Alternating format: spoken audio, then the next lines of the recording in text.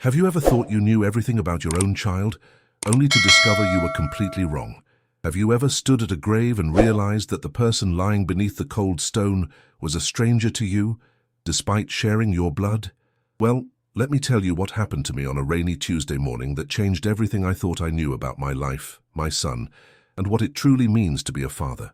My name is Richard Caldwell, and until 6 months ago I was the CEO of one of the largest pharmaceutical companies in the country, living in a penthouse that overlooked the city skyline, driving cars that cost more than most people's houses, and wearing suits that were custom-tailored in Milan. I had everything that society tells you matters, everything that's supposed to make you successful, everything that's supposed to make you happy. But I was empty inside, hollow like an expensive vase that looks beautiful on the outside but contains nothing of value within. My son Michael died 3 years ago in a car accident. He was 28 years old, brilliant, and according to everyone who sent condolences, he had his whole life ahead of him. But here's the thing that haunts me every single day, the thing that wakes me up at 3 in the morning, drenched in cold sweat. I barely knew him. Sure, I knew his birthday. I knew he went to Harvard Business School because I paid for it. I knew he worked at a non-profit organization that I thought was beneath his potential. But I didn't know him. Not really. Not in the way a father should know his son. I was always too busy, always in another meeting, always on another business trip, always prioritizing deals over dinner, contracts over conversations, profits over presents. The funeral was a blur of black suits and empty words, people shaking my hand and telling me how sorry they were, how Michael was such a wonderful person, how he touched so many lives. I nodded and accepted their sympathy, but inside I felt like a fraud because I couldn't share their memories. I couldn't contribute stories about who my son really was. I could only stand there in my expensive suit and pretend that I was grieving the loss of someone I actually knew. After the funeral, I threw myself even deeper into work because that's what I knew how to do. That's where I felt competent and in control. I visited his grave once a month, always on the third Tuesday, always at exactly 9 in the morning, because that's when I could fit it into my schedule. I would stand there for exactly 15 minutes, sometimes 20 if I didn't have an urgent call, and I would stare at the headstone that read, "Michael James Caldwell, beloved son, forever in our hearts," and I would feel absolutely nothing except a vague sense of duty fulfilled. My ex-wife, Sarah, Michael's mother, stopped speaking to me after the funeral. She blamed me for not being there, for not knowing him, for being absent from his life, even when I was physically present. She was right, of course, but I was too proud and too consumed by my own emptiness to admit it. So 6 months ago, I was driving to the cemetery for my monthly visit, listening to a podcast about market trends and thinking about a merger I was negotiating, when I realized I was 20 minutes late according to my carefully maintained schedule. It irritated me, this disruption to my routine, this small chaos in my otherwise perfectly ordered life. The sky was threatening rain, those heavy grey clouds that seemed to press down on you with the weight of unspoken sorrow, and I remember thinking that I should have brought an umbrella, that I should have checked the weather, that I should have been more prepared. But I wasn't prepared for what I was about to see. I wasn't prepared for the way my entire world was about to shatter and rebuild itself into something completely unrecognizable. As I walked through the cemetery gates, past the neat rows of marble headstones and perfectly manicured grass, past the old oak trees that had witnessed countless goodbyes, I could hear something that didn't belong in this place of eternal silence. Someone was crying. Not the quiet, dignified crying of someone paying respects, but the raw, desperate sobbing of someone whose heart was being torn apart.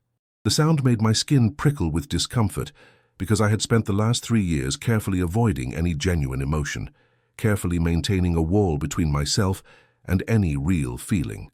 I walked faster, my Italian leather shoes making soft sounds on the wet grass, and as I got closer to Michael's grave, I saw them. A homeless man was kneeling at my son's grave, his body shaking with the force of his sobs, his face buried in his hands, his clothes tattered and dirty, his hair long and unkempt. But that wasn't even the strangest part.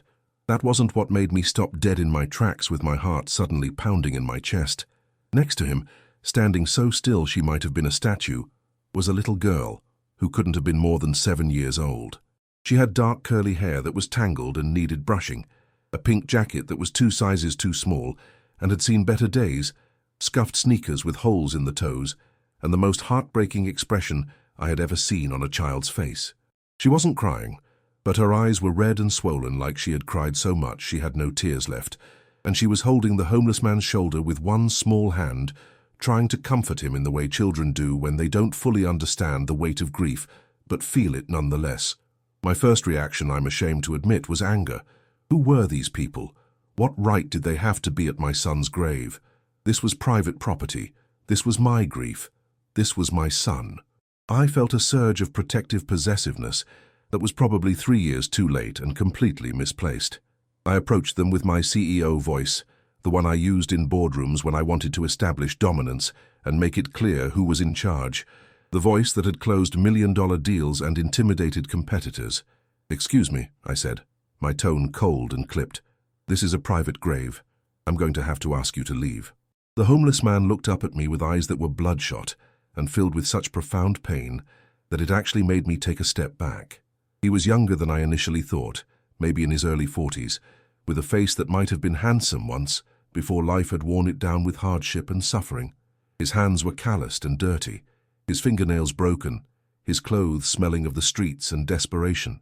But his eyes, there was something in his eyes that spoke of intelligence and depth, something that suggested he hadn't always lived this way. "I'm sorry," he said, his voice hoarse from crying. "I'm so sorry. I needed to come. Today is special. I couldn't stay away." The little girl tightened her grip on his shoulder and looked at me with those enormous eyes that seemed to see right through all my expensive clothes and carefully constructed walls. And for the first time in 3 years, I felt something crack inside my chest, something that had been frozen solid suddenly beginning to thaw in the most painful way imaginable. Have you ever had a moment where you realized you were about to learn something that would change everything? Where you stood on the edge of a revelation that you weren't sure you wanted to face? That's where I was standing, quite literally, on the wet grass of a cemetery, looking at 2 strangers who somehow held the keys to understanding my own son better than I ever had. "Special," I repeated, my voice losing some of its authoritative edge, despite my best efforts to maintain control. "What do you mean special? Who are you? How did you know my son?" The homeless man slowly got to his feet, his movements stiff like someone who slept on concrete and cardboard, like someone whose bones ached with the cold of too many nights without shelter. He wiped his face with the back of his grimy hand, leaving streaks across his weathered cheeks. "You're Michael's father," he said, and it wasn't a question, but a statement of fact. "He talked about you sometimes. He showed me pictures. You look older than in the photos." That stung more than it should have. Of course I looked older. The last 3 years had aged me in ways that had nothing to do with time and everything to do with regret. "You haven't answered my question," I said, crossing my arms over my chest in a defensive posture that my therapist, if I had bothered to see one, would probably say revealed my emotional unavailability. "Who are you?" The man looked down at the little girl, and something passed between them, some silent communication that spoke of a bond forged through shared hardship and mutual dependence. "My name is David," he said quietly. "David Morrison. And this is Emma." He placed his hand gently on the little girl's head with such tenderness that it made my throat tight. "Michael saved my life. Multiple times, actually. And he was Emma's godfather." The words hit me like a physical blow. Godfather? My son had been someone's godfather. Michael had been important enough in someone's life, involved enough, present enough to be chosen as a godfather. And I hadn't known. I hadn't known anything about David Morrison or little Emma or this entire part of my son's existence that clearly meant everything to these 2 people standing before me in their worn-out clothes with their red-rimmed eyes. "I don't understand," I said, and for once I wasn't trying to sound authoritative or in control. I was just a confused father standing in a cemetery, trying to piece together the puzzle of a son he never really knew. "Michael never mentioned you.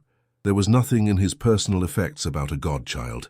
David's expression shifted, and I saw something that looked like disappointment mixed with a kind of sad understanding, like he had expected exactly this response. "No," he said softly. "I don't suppose he would have told you. Michael knew you wouldn't approve. He knew you thought his work at the non-profit was a waste of his Harvard education. He knew you wanted him in corporate America, making real money, making you proud in the way you understood pride. So he kept parts of his life separate, kept the things that mattered most to him in a space where your judgment couldn't reach." Each word was like a knife cutting through the comfortable lies I had told myself about my relationship with my son. I wanted to argue, wanted to defend myself, wanted to explain that I had only wanted the best for him, that I had only wanted him to have security and success and all the things I had fought so hard to achieve. But standing there in the cemetery with rain starting to fall in a light drizzle, looking at this homeless man, who apparently knew my son better than I did, I couldn't find the words to justify a lifetime of absence disguised as ambition. "Tell me," I said, my voice cracking slightly. "Tell me about my son. Tell me who he really was." David looked at me for a long moment, studying my face like he was trying to decide if I was worthy of knowing, if I deserved to have the gift of understanding Michael after all these years of indifference. Finally, he nodded slowly and looked down at Emma. "Sweetheart," he said gently, "why don't you go pick some of those wildflowers over by that tree? We'll put them on Uncle Michael's grave in a minute, okay?" Emma nodded solemnly, giving me one more of those penetrating looks that seemed far too wise for her young years, before walking away toward a cluster of small yellow flowers growing near an old oak tree.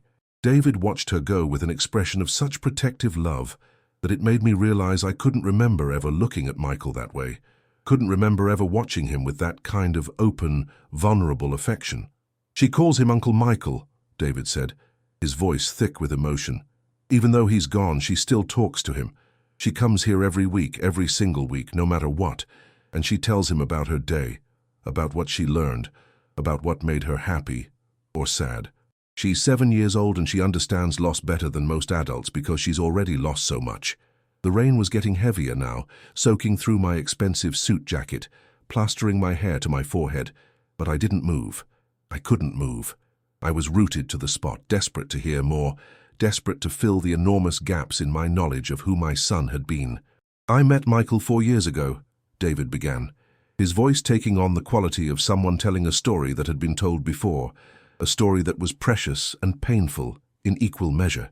"I was living on the streets, had been for about 6 months after I lost everything. I was a teacher once, did you know that? High school English. I had a wife, a daughter, a house in the suburbs, a decent life. Then my wife got sick. Cancer. The medical bills piled up. The insurance didn't cover half of what we needed. I took out loans, maxed out credit cards, did everything I could to save her. But she died anyway, and I was left with nothing but debt and grief so crushing I couldn't breathe under the weight of it." He paused, wiping rain from his face, or maybe it was tears. I couldn't tell anymore. "I fell apart. Lost my job, lost my house, lost everything. Started drinking to forget, to numb the pain. Before I knew it, I was on the streets with nothing but the clothes on my back and a bottle to keep me company. I thought about ending it all, multiple times. Actually tried once or twice. I didn't see the point in continuing. What was the point of a life without her? What was the point of anything? I stood there listening, rain pouring down around us, and I realized this was the first time in years, maybe ever, that I had really listened to someone else's story without thinking about how it related to me or what I needed from the conversation, or when I could politely excuse myself to get back to work.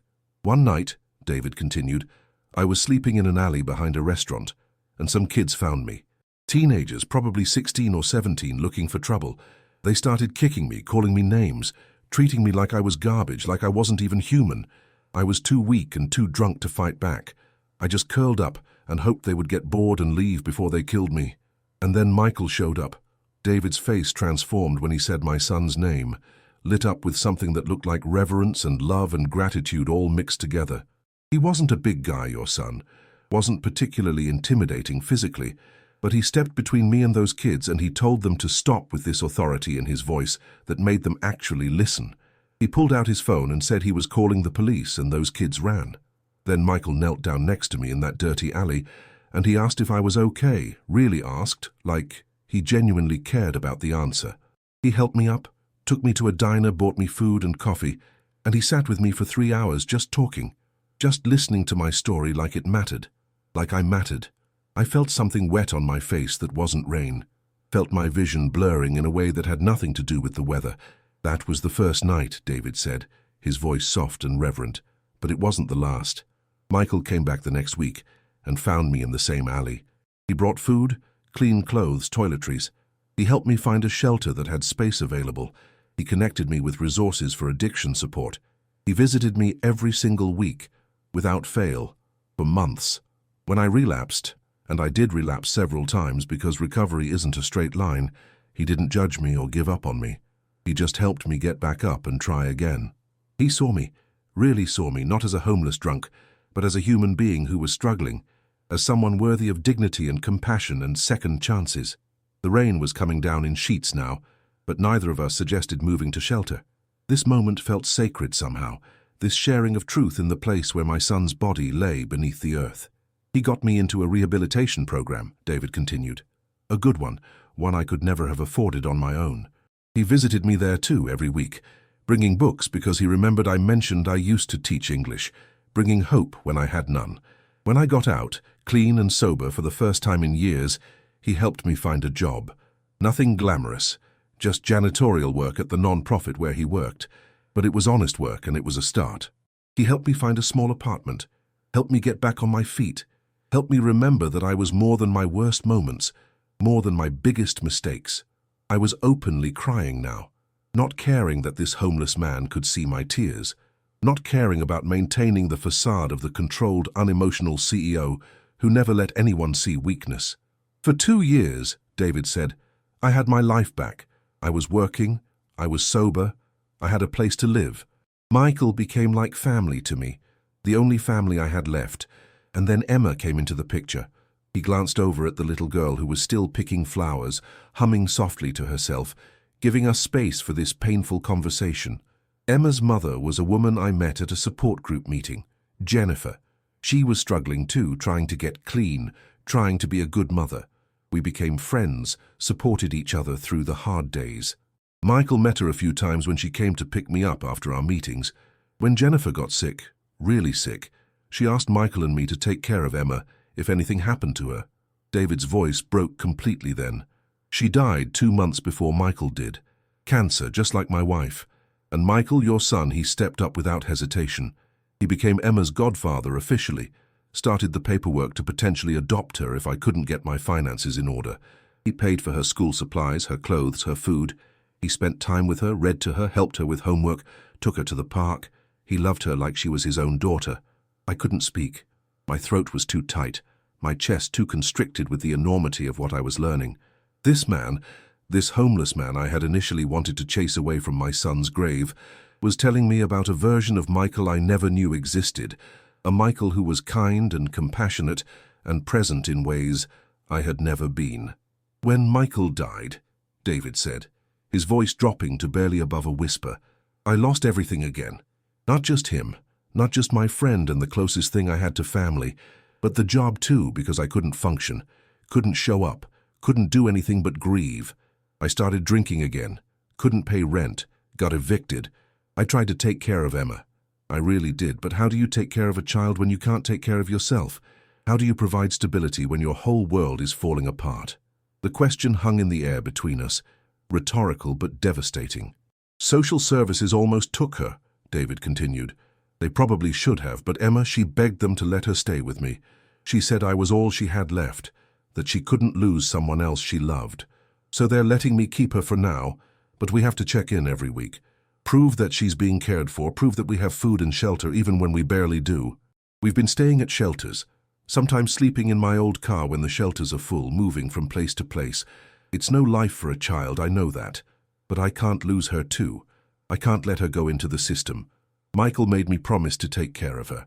And I'm trying, I'm really trying, even though I'm failing every single day. I looked over at Emma, who had collected a small bouquet of wildflowers and was now carefully arranging them on Michael's grave, talking softly to the headstone like she was having a conversation with someone who could hear her. Today is special, David said, answering my earlier question, because today would have been Emma's 8th birthday. And Michael had promised her that on her 8th birthday, he would take her to the zoo, the big one downtown that she'd always wanted to visit but had never been to. He had it all planned. He'd been saving up for it, talking about it with her for months. She was so excited. His voice cracked again. So every year on her birthday we come here instead. We bring flowers. We tell him about our year, about what we've been through, about how much we miss him. Emma talks to him like he's still here, tells him about the things she learned, the things she wished she could share with him, and I cry because I can't give her the life she deserves, can't give her what Michael would have given her, can't be the person she needs me to be. The weight of everything David had told me was crushing, a physical pressure on my chest that made it hard to breathe. I had spent 3 years thinking I was the one who lost Michael, thinking I was the one who had the right to grieve, thinking my monthly 15-minute visits to his grave somehow made me a dutiful father. But these two people, this broken man and this resilient child, they had lost Michael too. Maybe even more than I had, because they had actually known him, had actually loved the real him, and been loved by him in return. Why didn't I know any of this, I asked, my voice barely audible over the rain. Why didn't Michael tell me? David looked at me with those eyes that had seen too much suffering and somehow still held compassion. Did you ever ask? He said simply. Did you ever sit down with him and ask about his life? About what mattered to him? About who he spent time with and what he cared about? Or did you only ask about his job, his future plans, his potential to live up to your expectations? The truth of his words hit me like a sledgehammer. No, I hadn't asked. I had talked at Michael, not with him. I had told him what he should do, what he should want, what success should look like. I had never created space for him to share his real life, his real passions, his real self. I'm sorry, I said, the words completely inadequate but the only ones I had. I'm so sorry. I should have known. I should have been there. I should have been a better father. David nodded slowly, accepting my apology, but not absolving me of the weight of my failures. Michael loved you, he said quietly. Even though you weren't there, even though you didn't understand him, even though you disappointed him over and over again, he loved you, and he wished things were different. He wished you could see the work he was doing, the lives he was changing, the person he was becoming. He wished he was enough for you just as he was. Those words broke something in me that had been holding firm for 40 years. Some wall I had built around my heart to protect myself from feeling too much, from being too vulnerable, from admitting that I didn't have all the answers. I stood there in the pouring rain at my son's grave, crying harder than I had cried at his funeral, crying for the relationship we never had, crying for the person he was that I never got to know, crying for all the moments I missed and could never get back. And as I cried, I felt something I hadn't felt in years, maybe ever. I felt truly, completely, devastatingly human. Emma walked back over to us then, holding her small bouquet of wildflowers. She looked up at me with those knowing eyes and said in a small, clear voice, "Are you Uncle Michael's daddy?" I nodded, unable to speak, around the lump in my throat. She studied me for a moment, then held out one of the flowers to me. "You can put one on his grave too," she said. "He would like that. He told me that he wished his daddy would visit more, would stay longer, would talk to him like I talked to him." The simplicity and honesty of her words nearly undid me completely. I took the flower from her small hand, knelt down in the mud in my expensive suit that was already ruined from the rain, and placed it gently on the grave next to the bouquet Emma had arranged. "I'm sorry, Michael," I whispered, touching the cold stone of the headstone. "I'm so sorry I wasn't the father you deserved. I'm sorry I didn't see you, didn't know you, didn't appreciate the amazing person you were. I'm sorry I wasted all that time on things that didn't matter while missing the only thing that did. I don't know how long I knelt there, but when I finally stood up, my knees stiff and my clothes soaked through, I looked at David and Emma and I made a decision that would change everything. 'Come with me,' I said." David looked suspicious, like this was some trick, like I was going to call the police or have them removed from the property. "Why?" he asked cautiously. "Because it's Emma's birthday," I said, looking at the little girl who was shivering in her too small jacket. "Because Michael made her a promise and he can't keep it. But maybe I can. Because you both deserve better than this. Because I want to try to do what my son would have done, what he would have wanted me to do." I pulled out my phone, scrolled through my contacts, and made a call to someone I hadn't spoken to in months. "James," I said when my assistant answered, "I need you to do something for me. Cancel all my meetings for today. Actually cancel everything for the rest of the week. And I need you to book 3 tickets to the zoo, the big one downtown, for today. Also, arrange for a suite at the hotel nearby, 2 bedrooms, and have a car pick us up from the cemetery in 20 minutes. And James, I need you to contact the best family social worker in the city, someone who can help with emergency guardianship and housing situations. Money is no object. Have you ever made a decision in a single moment that redirected the entire course of your life? That's what I did standing in that cemetery in the pouring rain. I didn't know exactly what I was doing or how it would work out, but I knew with absolute certainty that I couldn't walk away from David and Emma. couldn't leave them struggling on the streets, couldn't ignore this opportunity to do something good, something meaningful, something that would honor the son I never truly appreciated while he was alive. David was staring at me like I had grown a second head. "What are you doing?" he asked. "I'm trying to be the person Michael thought I could be," I said simply. "I'm trying to make up for lost time. I'm trying to do right by the two people who loved my son when I was too busy to notice." Emma's face lit up with cautious hope. "Are we really going to the zoo?" she asked, her voice small and uncertain, like she was afraid to believe something good could actually happen. "Yes," I said, kneeling down to her level, something I never did with Michael when he was young because I was always too busy, too important, too focused on my own agenda. "We're really going to the zoo, and we're going to spend the whole day there. And we're going to have a proper birthday celebration for you because that's what you deserve." The little girl threw her arms around my neck in a spontaneous hug that nearly knocked me over.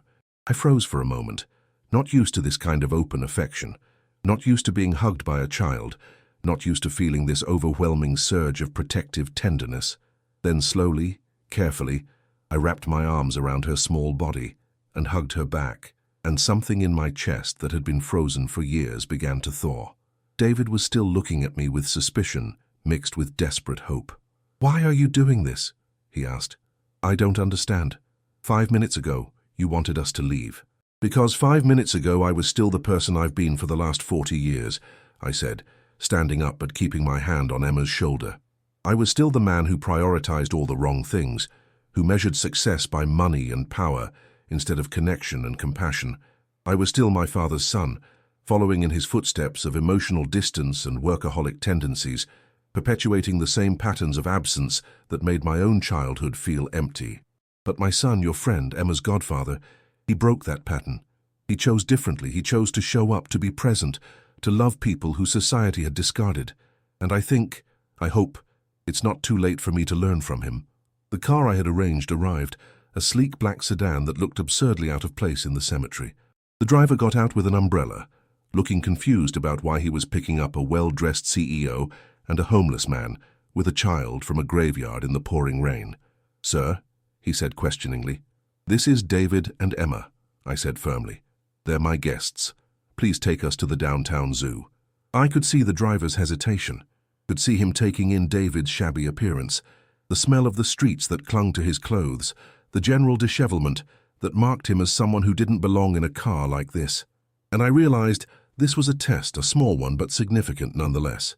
Would I let social conventions and appearances dictate my actions, or would I actually follow through on my commitment? "Is there a problem?" I asked, using my CEO voice, the one that didn't tolerate argument. "No, sir," the driver said quickly, opening the door. "No problem at all." We climbed into the car, David and Emma in the back seat with me.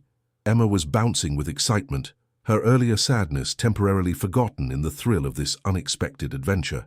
David sat stiffly, uncomfortable in the luxurious vehicle, clearly waiting for the other shoe to drop, for this to turn into some kind of trick or trap. As we drove through the city, I looked out the window at the people hurrying along the sidewalks, umbrellas bobbing like mushrooms, everyone focused on their own lives and destinations. How many times had I driven this route before, sealed in my own expensive car, completely oblivious to the struggles of people like David and Emma? How many homeless people had I passed without seeing them, without acknowledging their humanity, without recognizing that each of them had a story, a history, a life that had led them to that moment? "Can I ask you something?" David said quietly, leaning closer, so Emma, who was pressed against the window watching the city go by with wide eyes, wouldn't hear. "Why did Michael never tell you about us?" I considered the question carefully, wanting to give an honest answer. "Because I didn't create a space where he felt safe sharing," I said. "Because our relationship was defined by my expectations and disappointments rather than acceptance and curiosity. Because I was always too focused on who I wanted him to be to pay attention to who he actually was. He kept this part of his life separate because he knew I would judge it, would question it, would try to convince him he was wasting his time and talent on people who weren't worth the investment." Saying it out loud, admitting my failures so plainly, was painful but also strangely liberating. "He talked about you sometimes," David said, "usually after he'd had a difficult conversation with you or missed another holiday dinner because of work.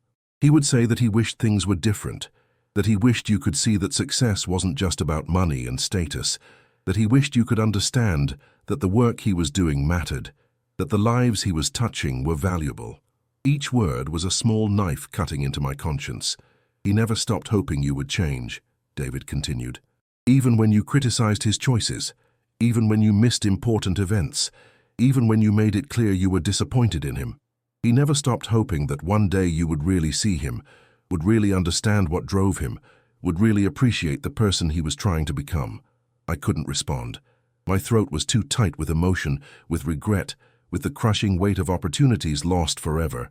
The zoo was magnificent, one of those sprawling facilities with carefully designed habitats and educational programs. Emma's eyes were huge as we entered, taking in the colorful signs and the sounds of exotic animals, and the crowds of families enjoying a day together, despite the rain that had finally stopped. I bought tickets, not the basic admission, but the premium package that included animal encounters, behind-the-scenes tours, and access to special exhibits. If I was going to do this, I was going to do it right. We spent the entire day there, walking from exhibit to exhibit, watching Emma's face light up with joy and wonder at each new animal. She held my hand as we walked, something that felt both foreign and deeply right. Her small fingers wrapped trustingly in mine. She asked endless questions, her natural curiosity undiminished by the hardships she had faced, and I found myself actually listening, actually engaged, actually present in a way I never was with Michael when he was young. At the elephant exhibit, Emma pressed her face against the glass watching a baby elephant play in a pool of water. "Uncle Michael loved elephants," she said softly. "He said they were smart and kind and they never forgot the people they loved. He said he wanted to be like an elephant." I felt David tense beside me, felt my own heart constrict.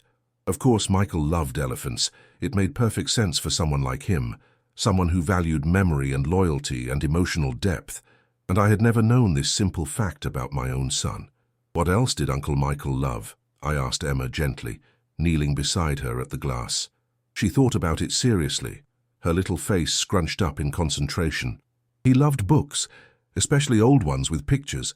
He loved rainy days because they made everything feel cozy. He loved chocolate chip cookies, but only if they were still warm. He loved helping people, even when it was hard. He loved me." The last words were said with such simple confidence, such certainty that she had been loved, that it made my chest ache. Michael had given this child the gift of knowing she was loved, of feeling valued and important.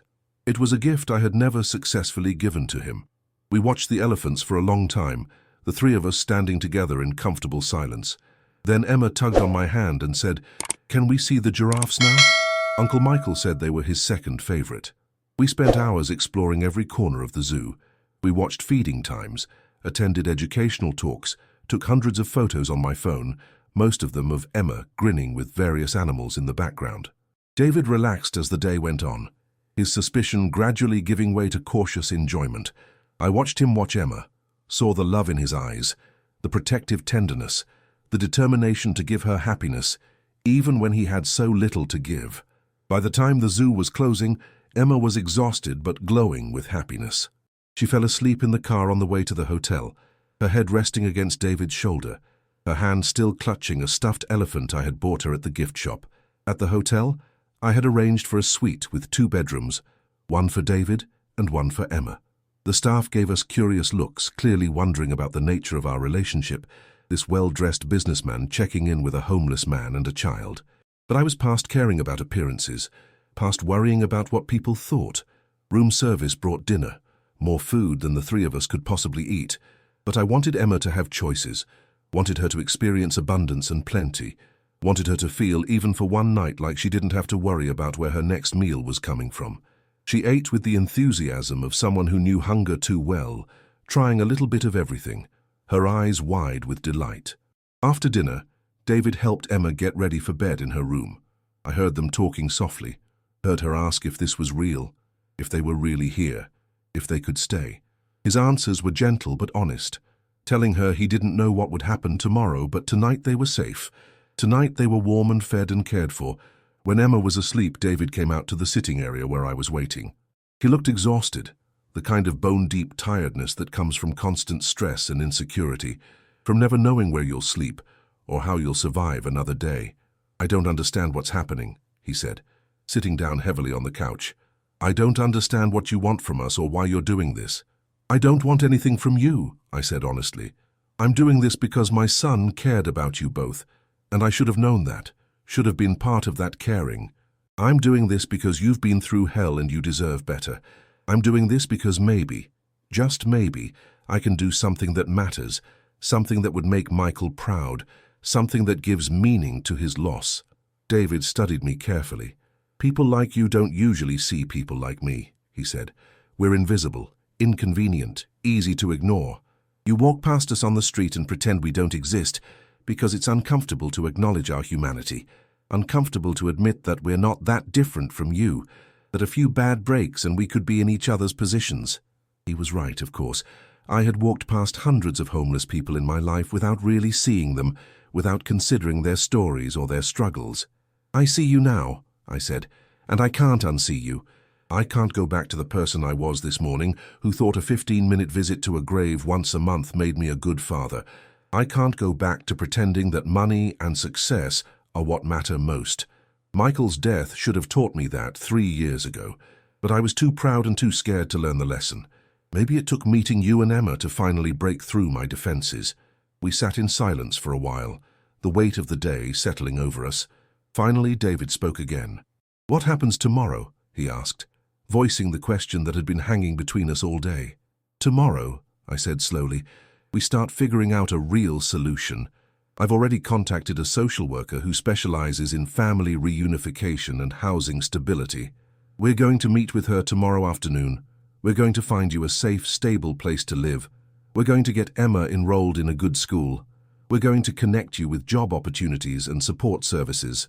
We're going to make sure you have what you need to not just survive, but actually build a life worth living.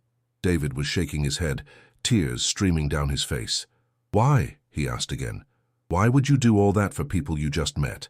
Because you're not people I just met, I said. You're the people who loved my son. You're the people he chose to invest in, to care for, to make promises to. You're the proof that Michael's life had meaning, that he made a real difference in this world. And because maybe, through helping you, I can finally understand what it means to be the kind of person Michael was, the kind of person I should have been all along. I paused, considering my next words carefully. And also, selfishly, because you have stories about my son that I'll never hear anywhere else. You knew a version of him that I never got to see. Through you, maybe I can finally get to know my own child, even though it's too late to tell him I'm sorry, to tell him I was wrong, to tell him how proud I am of who he became despite having me as a father. David wiped his eyes with the back of his hand. He would have liked seeing you like this, he said softly, seeing you break out of your shell, seeing you do something good, just because it's right, not because it benefits you. He would have been surprised, but he would have been happy. Those words meant more to me than David could possibly know.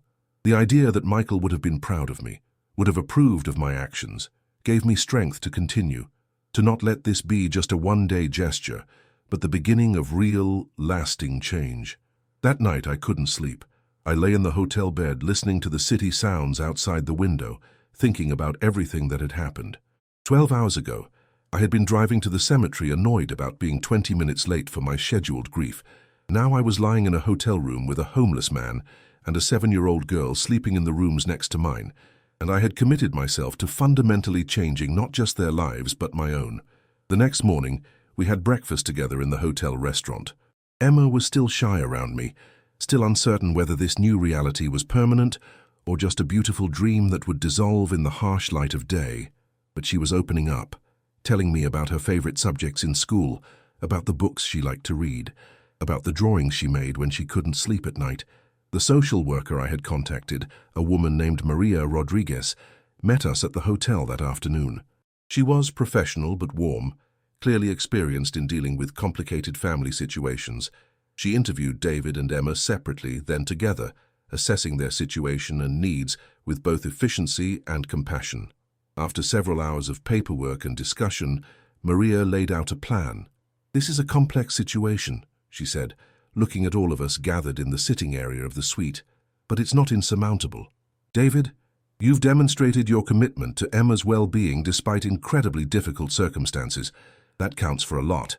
And Mr. Caldwell, your willingness to provide financial and practical support can make a significant difference in stabilizing this situation." She turned to me directly. "However, I need to be clear that this isn't about you simply throwing money at a problem. Emma needs stability, consistency, and genuine care. If you're going to be involved in their lives, it needs to be a real commitment, not a passing impulse driven by guilt over your son's death." Her words were harsh but fair. "I understand," I said.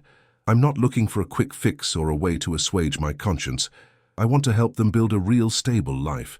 I want to honor my son's commitment to them by following through in a way that actually makes a lasting difference." Maria nodded approvingly. "Good. Then here's what I propose. We find David and Emma a stable apartment, something modest but safe and permanent. We get David enrolled in job training programs and connected with employment services. We ensure Emma is in a good school with support services if she needs them. We set up regular check-ins with social services to ensure stability is maintained. And Mr. Caldwell, if you're serious about supporting them, I'd recommend setting up a trust or fund that provides ongoing financial support without creating dependency, something that covers basics like rent and food and education, while David works toward financial independence." It was exactly the kind of practical, thoughtful approach that would actually work long-term. Over the next few weeks, I threw myself into making it happen with the same intensity I had once devoted to business deals, but this time for a cause that actually mattered. I found David and Emma a nice 2-bedroom apartment in a safe neighborhood with good schools. I hired an interior designer to furnish it appropriately, making sure Emma's room was bright and cheerful and filled with books and art supplies. I connected David with a job counselor who found him a position as a teaching assistant at a community center, work that used his background in education and his life experience to mentor at-risk youth. I set up a trust fund that would cover their basic expenses for the next 5 years, while David got back on his feet, with the option to extend it if needed. I enrolled Emma in an excellent elementary school and arranged for tutoring to help her catch up after the disruption in her education. I made sure they had health insurance, dental care, everything they needed to not just survive but thrive. But more than the financial support, I gave them something that couldn't be bought with money: my time and presence. I visited them regularly, not out of obligation, but because I genuinely wanted to see them, wanted to hear about Emma's day at school, wanted to know how David's job was going, wanted to be part of their lives in a real and meaningful way. Emma started calling me Mr. Richard at first, then gradually just Richard, and eventually tentatively something that sounded almost like Grandpa Richard. The first time she said it, I had to excuse myself to the bathroom to cry, overwhelmed by the gift of this child's trust and affection, overwhelmed by the opportunity to be the kind of present, engaged parental figure I had never been with my own son. David and I developed an unexpected friendship. We would meet for coffee every week, just the two of us, and talk about life and loss and redemption and second chances. He told me more stories about Michael, filling in the gaps in my knowledge, painting a picture of a son I wished I had known better. I learned about Michael's passion for social justice, about his belief that every person had inherent worth and dignity regardless of their circumstances, about his ability to see potential and goodness in people that others had written off. Through David's stories, I fell in love with my own son for the first time, finally understanding what made him special, what made him the kind of person who could inspire such loyalty and love from the people whose lives he touched. At work, things started to change too. I cut back my hours dramatically, delegating more to my executive team, realizing that the company didn't actually need me to be present 90 hours a week. I started a foundation in Michael's name, focused on helping homeless individuals transition to stable housing and employment, using my resources and connections to create the kind of systemic change that Michael had believed in. I reached out to my ex-wife, Sarah, for the first time in 3 years. It was awkward at first, painful, both of us carrying so much hurt and regret. But I told her about David and Emma, about what I had learned about our son, about how I was trying to change and be better. She was skeptical at first, and rightfully so, but gradually she softened as she saw that this wasn't a temporary impulse, but a fundamental shift in who I was becoming. 6 months after that rainy day in the cemetery, we all gathered at Michael's grave together. Me, Sarah, David, Emma, and a handful of other people who had been touched by Michael's kindness and never forgotten it. It was Emma's idea to have a celebration of Michael's life, not a somber mourning, but a joyful remembrance of the impact he had made. People shared stories, laughed at memories, cried at the beauty of a life well lived, even though it was cut short. Emma placed a drawing she had made on the grave, a picture of Michael surrounded by all the people he had helped, with the words, "Uncle Michael's family," written in her careful child's handwriting. As I stood there listening to these stories from people I had never met, people whose lives my son had transformed in ways big and small, I realized something profound. Michael had left behind something far more valuable than money or status or professional achievements. He had left behind a legacy of love and compassion and human connection. He had left behind people who were better off for having known him, whose lives were fundamentally changed by his presence. He had left behind a roadmap for how to live a meaningful life, and I was finally learning to follow it. Late that night, after everyone had gone home, I returned to the cemetery alone. I knelt at my son's grave, and I talked to him, really talked to him, for the first time since his death. I told him about David and Emma, about how I was trying to honor his memory by continuing his work. I told him about all the regrets I carried, all the moments I wished I could do over, all the times I should have been there and wasn't. I told him I was sorry, so deeply and completely sorry for not being the father he deserved. I told him I loved him, words I had said so rarely when he was alive that they felt foreign in my mouth, but I meant them with every fiber of my being. And sitting there in the darkness, with only the stars and the silent headstones as witnesses, I finally felt something I hadn't felt in years, maybe ever. I felt peace. Not the absence of pain or regret, but the peace that comes from finally living authentically, from finally aligning my actions with what truly matters, from finally understanding that success isn't measured in dollars or achievements, but in the lives you touch and the love you give and the difference you make in the world. Have you ever had your entire understanding of what matters flipped upside down in a single day? Have you ever realized that everything you thought was important was actually meaningless, and everything you ignored was actually precious? That's what happened to me at my son's grave when a homeless man and a little girl taught me what my son couldn't teach me when he was alive, what I was too blind and too proud to learn until it was almost too late. Today, 2 years after that rainy Tuesday morning, my life looks completely different. I stepped down as CEO to focus on the foundation and on being present in the lives of people who matter. David is thriving in his work, 2 years sober, building a life of stability and purpose. Emma is excelling in school, a bright, resilient child who still carries scars from her early years, but is healing with love and support. And me? I'm learning to be the kind of person Michael was, the kind of person who sees people's inherent worth regardless of their circumstances, who shows up and stays present, who understands that time and attention are the most valuable gifts we can give. I'm learning that it's never too late to change, never too late to become better, never too late to honor the memory of someone we lost by living the kind of life they would be proud of. I still visit Michael's grave every week, but now I stay for hours instead of minutes. Sometimes David and Emma come with me. Sometimes my ex-wife Sarah joins us. We've become an unlikely family, bound together by grief and love and the memory of an extraordinary young man who changed all of our lives. People often ask me if I regret not knowing about David and Emma while Michael was alive, if I wish I had been part of that chapter of his life. Of course I do. I regret it with a pain that never fully goes away, but I also know that regret without action is useless. The only way to honor Michael's memory, the only way to make his death mean something, is to take the lessons he tried to teach me and finally learn them. So to anyone watching this who has lost someone they loved, to anyone who carries the weight of regret for things left unsaid and time not spent, to anyone who realizes too late what really matters, let me tell you this. It's not too late to change. It's not too late to become the person you should have been all along. It's not too late to honor their memory by living differently, by loving more openly, by seeing the humanity in everyone you meet, by understanding that wealth isn't measured in bank accounts, but in relationships and impact, and the difference you make in the world. Michael taught me that lesson through David and Emma, through two people I almost dismissed and ignored, two people who turned out to be the most important teachers I've ever had.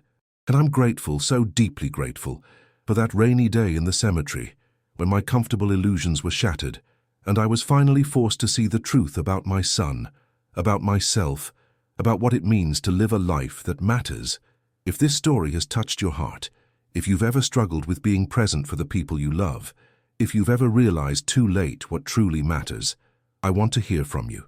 Comment below and share your own experiences, your own regrets, your own journeys toward becoming better. Understanding these lessons, really internalizing them, can change your life the way it changed mine. It can help you avoid the mistakes I made, help you appreciate the people in your life while you still have time, help you build a legacy of love and connection instead of achievement and accumulation. If this story moved you, if it made you think differently about what success means and what kind of life is worth living, please leave a like and let me know. Subscribe to Through My Eyes for more stories that challenge your perspective and remind you of what's truly important in life. Hit that notification bell so you never miss a story that might change the way you see the world.